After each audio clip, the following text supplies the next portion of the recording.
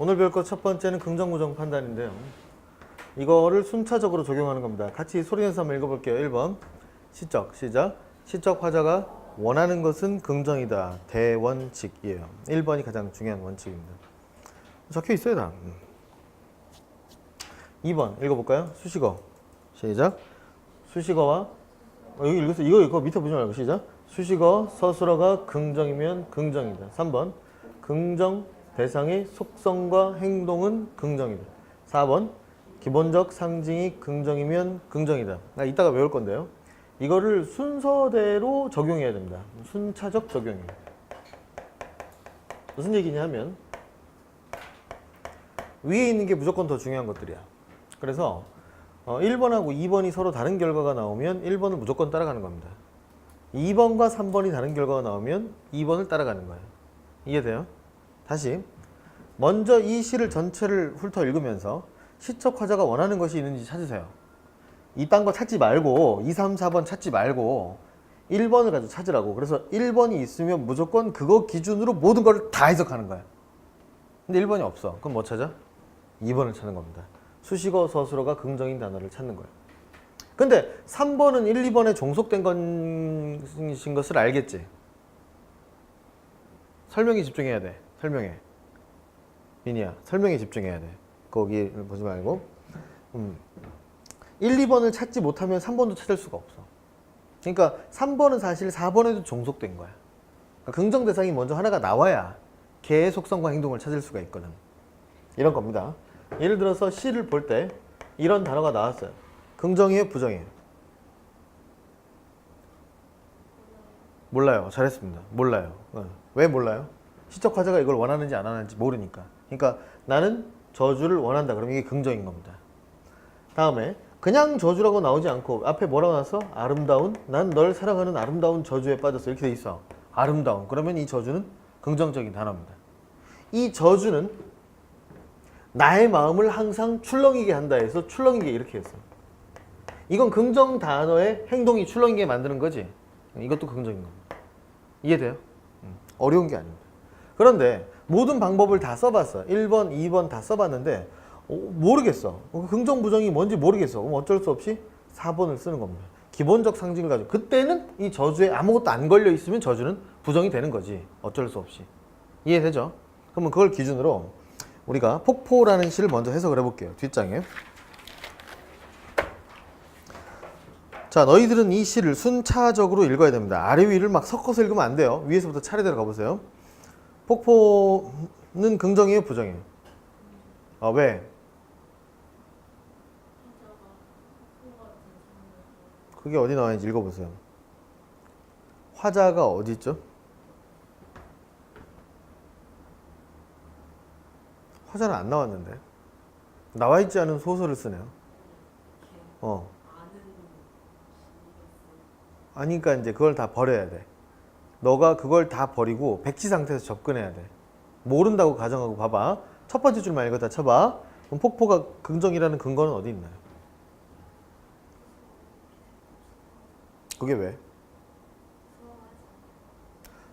이 첫 번째 줄에서 유일하게 부정적인 단어가 하나 있습니다. 그게 뭐예요? 무서운이란 단어예요. 무서운이란 단어의 뜻이 뭐예요? 화자가 싫어한다는 뜻이 되겠지. 무서운은 싫어하는 겁니다. 사람들이. 그러니까 무서운의 세모를 먼저 치는 거예요. 순서가 폭포의 동그라미를 먼저 치는 게 아니고 무서운의 세모 치고 뭐가 무서워요? 대답을 못해. 첫 번째 줄에 있는데 뭐가 무섭냐고. 그러니까 이 절벽이라는 게 무서워해야 되는 건데 무서워하지 않는다 이런 뜻이잖아. 그러니까 보통 사람들은 절벽을 무서워한다는 얘기잖아. 그러니까 절벽이 무서운 거죠. 절벽에 세모 쳐야 됩니다.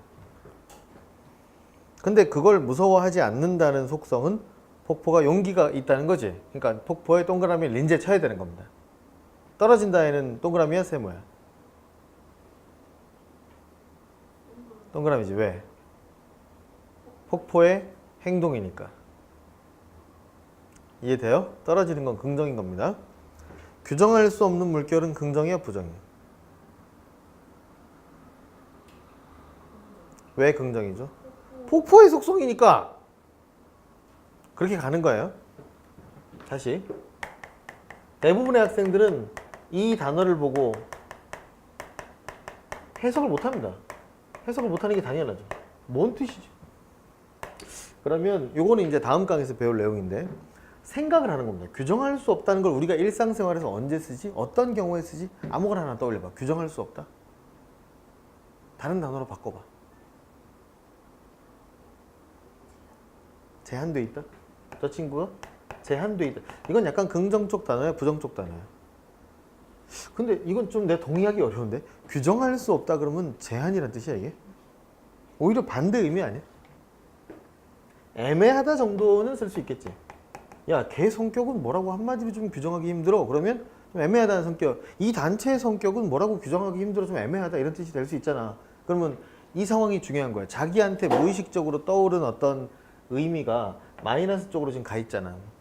그러면 항상 우리는 뭘 추구하냐면 객관적인 걸 추구하는 거야. 아, 내가 여태까지 문학을 풀어서 틀린 이유가 나 혼자 생각에 빠져서 주관적이라서 틀린 거거든. 그러니까 의도적으로 어느 쪽 생각을 해요? 플러스 쪽 생각을 하는 거예요. 해보세요. 규정할 수 없다고? 이 긍정적으로는 어떤 의미로 쓰일까? 이렇게 생각을 해보는 거예요. 자유롭다.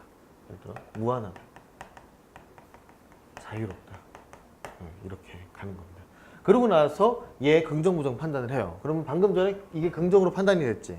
그 다음에 얘를 지우면 해석이 완료된 겁니다. 그런 순서를 밟아서 해석을 하는 거예요.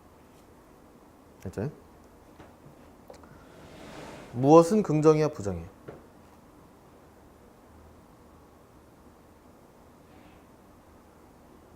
그럼 좀 더 쉽게 이렇게 물어볼게요. 무엇을 향하여 떨어진다는 의미도 없는 거는 긍정이야 부정이야? 긍정이지. 왜 긍정이야? 폭포의 속성이잖아. 똑같은 얘기 계속 하잖아 지금. 그럼 무엇은 긍정이야 부정이야? 그러니까 무엇을 향하여 떨어지지 않는 게 긍정이라고. 그럼 무엇은 긍정이야 부정이야? 부정이잖아. 무엇인가를 향해서 떨어지지 않는 게 긍정이라니까. 이해돼요? 그럼 무엇은 부정인 거야. 그래서 시중 참고서에 보면 무엇에 대부분 뭐라고 적혀 있어요? 세속적 욕망과 가치 이렇게 적혀 있는데 그 말이 틀린 건 아닌데 거기다 아무거나 갖다 붙여도 돼. 부정적인 거. 예를 들어 이기심 이렇게 붙여도 상관없어. 폭포는 무엇인가를 추구하지 않고 그 다른 걸 추구하는 거야.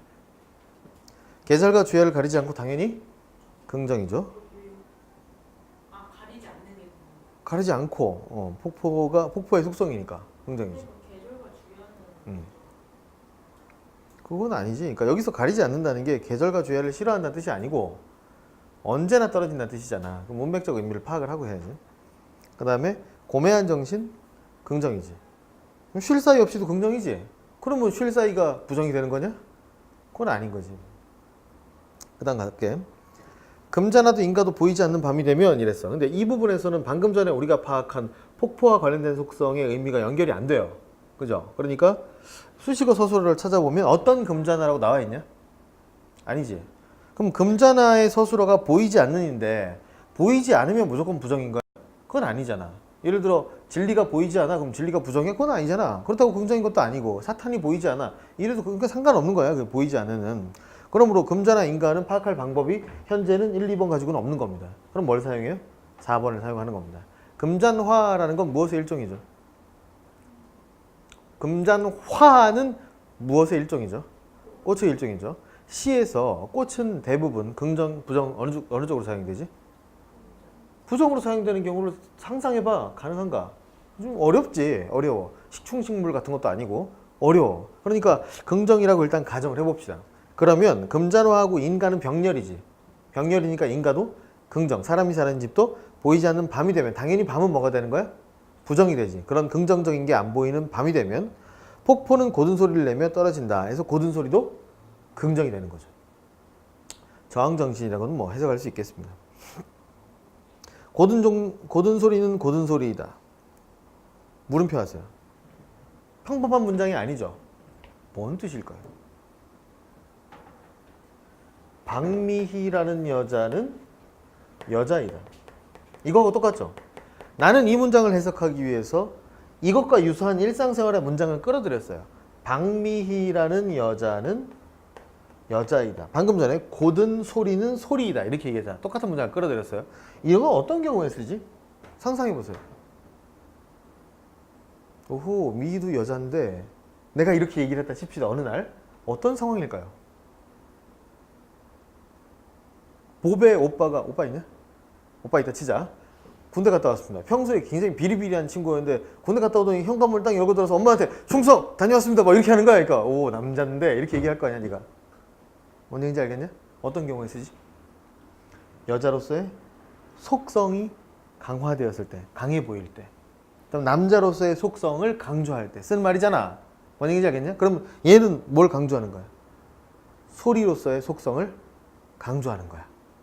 이 문장을 그렇게 해석을 하는 거야. 처음에 볼 때 뭔 얘기인지 잘 모르니까. 그럼 소리의 속성은 어떤 건데? 제일 먼저 떠오르는 속성 하나만 얘기해봐, 세원이. 소리. 들린다, 그지? 그럼 다른 거. 소리는 넓게 퍼지지. 뭐 그런 게 떠오를 거 아니야? 그러니까 그걸 강조해서 바로 밑에 보니까 아, 고든 소리가 들리니까 다른 소리를 부르는 거구나. 고든 소리가 퍼지니까 딴 소리를 부르는 거구나. 그렇게 연결이 되는 거 아니야, 의미가. 그래서 뭐 참고서에 보면 선구자적 속성이 여전히 이렇게 써져 있지. 번개와 같이 떨어지는 건 긍정이야, 부정이야?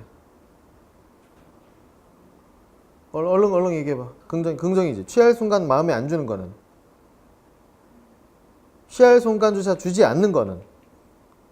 긍정이잖아. 폭포의 속성이니까. 취할 순간은? 부정이지. 보통 우리는 뭐에 취하는데? 술이나? 하나씩 더 얘기해봐. 머리 이렇게 안 들어가나? 돈에 취한? 잘 안 쓰는 것 같은데? 야, 쟤 아직도 잠에 취했어. 뭐 이렇게 쓰지. 욕심에 취했어. 이렇게 쓰지. 그런 식으로 주로 부정적인 거하고 연결되지. 물론 긍정적인 것도 연결할 수는 있겠지만. 나타와 안정, 부정이지. 뒤집어 놓는 건 긍정이지. 높이도 폭도 없이 긍정이야, 부정이야? 긍정이지. 높이도 폭도 없단 말이 뭐야? 이런 거에서 연결하기가 들어가는 겁니다. 이제 이거랑 얘랑 연결하면 돼요. 똑같잖아요. 무한하고 자유롭다 이런 뜻으로 해석할 수 있습니다. 자, 폭포라는 건 여러분이 이제 3학년이기 때문에 사실은 많이 들어봤던 시죠. 그래서 해석이 이렇게 어렵지 않은데 왼쪽에 거는 처음 보는 친구도 있을 겁니다. 같이 가볼게요. 보백 한번 해볼게요. 깨진 그릇은 긍정이야, 부정이야?